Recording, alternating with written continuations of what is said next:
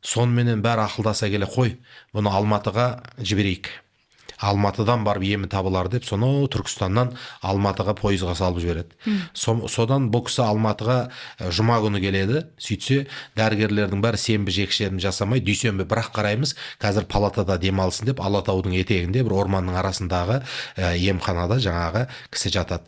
Сонымен не керек? Ешкім қарап жатқан ешкім жоқ. Бұл кісі 2 күн ұйықтайды ғой. 2 күн ұйықтап, дүйсенбі күн дәрігерлер келсе, ешқандай ауру жоқ бұл кісіде. Еш жері ауырмайды. Еш жері ауырмайды. Сосын бәрі тексеріп қараса айтады, сіз әбден титықтағасыз ғой дейді. Әбден шаршағансыз, зорыққансыз. Сізге ұйқы жетпеген, сізге бір демалыс жетпеген, сізге бір оңаша өзіңізбен өзіңізге тынығатын релакс жетпеген деп, жаңағы кісі сонда шексілес азып өзі күледі. Мен зорыққанымды өзім білмедім, мен бір жерім ауырды деп.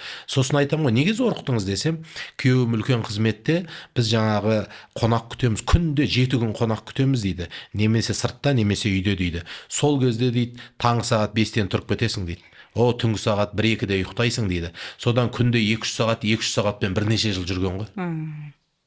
Бірнеше жыл жүрген, соңында организм бой берген, құлаған, бұл бір ауру болды ма, бірдеңке болды ма десе, ұйқы жетпейді, демалыс жетпейді екен да. Ресурс азын. Бұл былай қарағанда бір кішкентай ғана оқиға болғанменен, осы секілді титықтап жүрген, шаршаған, үгітілудің алдында тұрған адамдар көп қазір.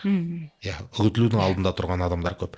Енді бұны бірнеше мәселемен қарастыруға болады. Бірінші, мен әрқашанда ер азаматтармен сөйлескен кезде мына дүниені айтам.